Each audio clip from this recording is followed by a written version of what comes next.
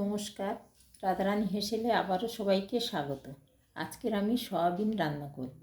সেই রান্নাটা প্রথম থেকে শেষ পর্যন্ত দেখার জন্য অনুরোধ রইল।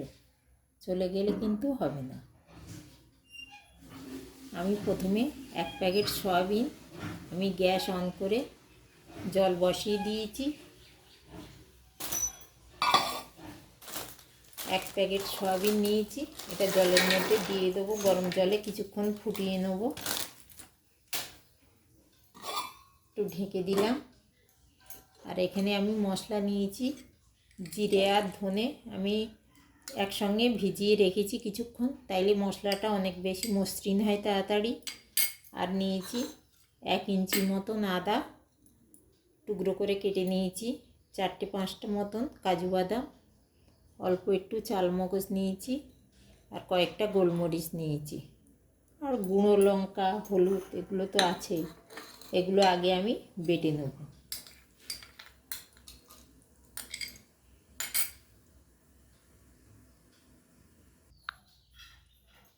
সেদ্ধ আমার হয়ে গেছে। এবার আমি গ্যাসটা অফ করে গরম জলটা ঝরিয়ে নেব।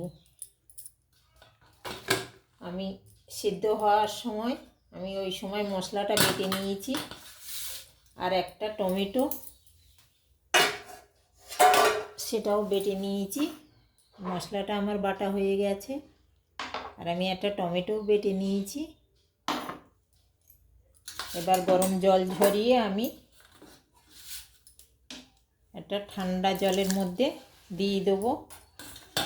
দিয়ে ভালো করে 2-3 বার চটকিয়ে ধুয়ে জল পুরো নিংড়ে শুকিয়ে নেব। তাইলে সয়াবিনের গন্ধটা থাকবে না। 2-3 বার ধরে যদি ধুয়ে নেওয়া যায়। আর একটু গরম জলে সেদ্ধ করে নিয়েছি। আমি জল ঝরিয়ে বেশ শুকনো করে নিয়েছি।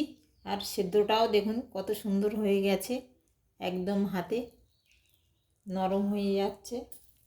এবার আমি এতে দেবো কিছুটা বেসন, এই 2-3 চামচ মতন বেসন দেবো।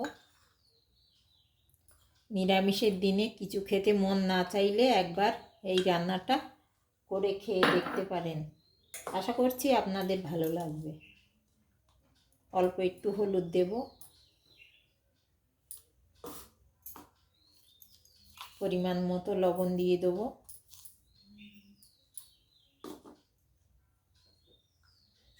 অল্প একটু জিরে গুঁড়ো,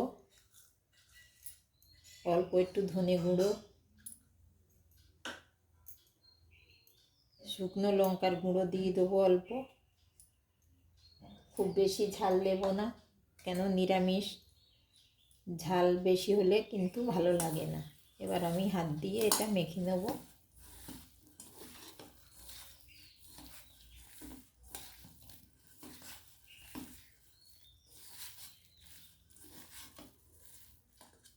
মাখা আমার হয়ে গেছে। কড়াই বসিয়ে দিয়েছি, আমি কিছুটা পরিমাণ সাদা তেল দিয়ে দিয়েছি। আমি পুরো রান্নাটা কিন্তু সাদা তেলেই করব। এবার আমি সয়াবিনগুলোকে তেলে একটু ভেজে নেব।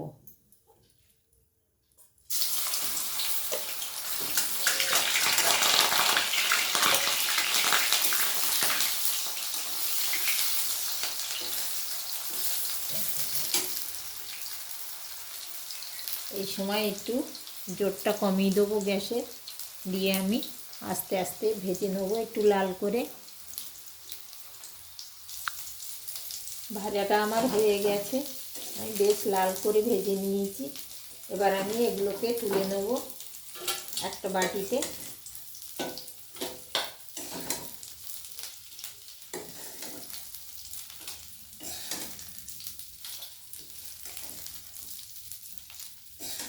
এই রান্নাটা ভাত, রুটি, পরোটা সব কিছুর সঙ্গে খুব ভালো লাগবে খেতে। আপনি যাই দিয়ে খাবেন তাই দিয়েই ভালো লাগবে।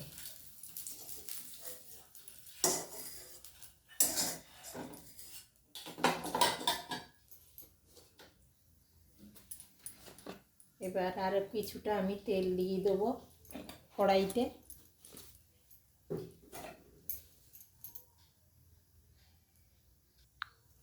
তেলটা আমার গরম হয়ে গেছে, আমি একটা তেজপাতা ফোড়নে দিলাম আর অল্প একটু জিরে,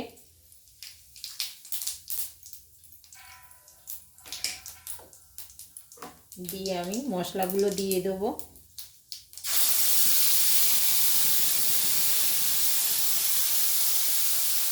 কিছুক্ষণ কষিয়ে নেব।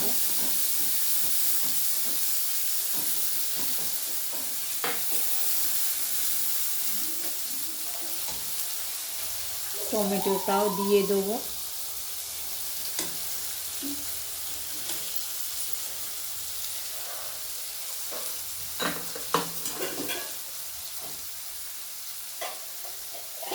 আবারও কিছুটা লবণ দিয়ে দিচ্ছি। সয়াবিনে একটু দেওয়া আছে আর এতেও একটু দিলাম। হলুদ দিয়ে দিলাম ছোটো চামচের 1 চামচ। শুকনো লঙ্কার গুঁড়ো দিয়ে দিচ্ছি অল্প একটু।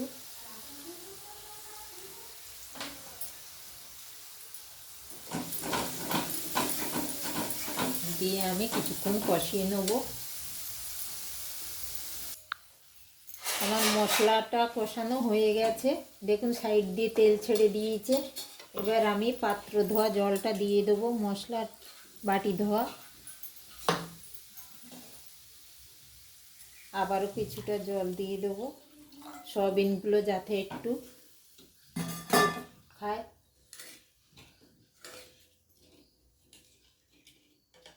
ফুটে উঠলে তারপরে আমি সয়াবিনগুলো দেবো। এবার আমি একটা থালা দিয়ে ঢেকে দেবো যতক্ষণ না ফোটে।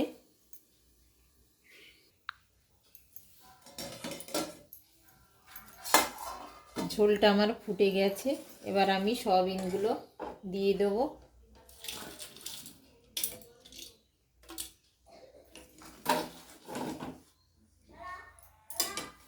এবার আমি স্বাদ অনুযায়ী চিনি দিয়ে দেবো, যেহেতু নিরামিষ একটু চিনি তো দিতেই হয়, আর একটু মিষ্টি মিষ্টি হলে খেতেও ভালো লাগে। আবারও কিছুক্ষণ আমি ফুটতে দেবো। গ্রেভিটা ঘন হয়ে আসলে তারপরে আমি গরম মশলা একটু ঘি দিয়ে নামাবো।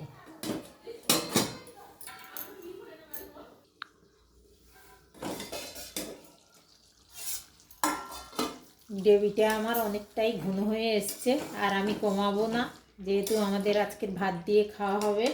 এবার আমি 1 চামচ ঘি দিয়ে দেবো।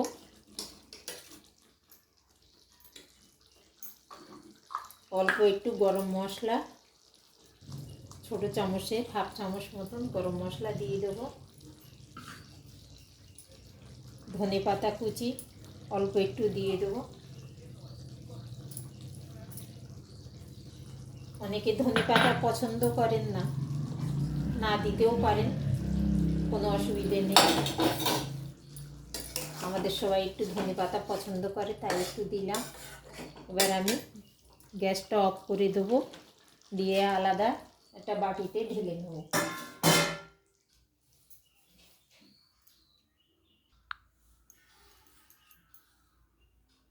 আজকের রান্নাটা কেমন হলো কমেন্টে জানাতে একেবারেই ভুলবেন না। আর শেষ পর্যন্ত দেখার জন্য ধন্যবাদ। সবাই ভালো থাকুন, সুস্থ থাকুন। দেখা হবে আবার পরের অন্য কোনো রান্নায়। আজকের এই পর্যন্তই।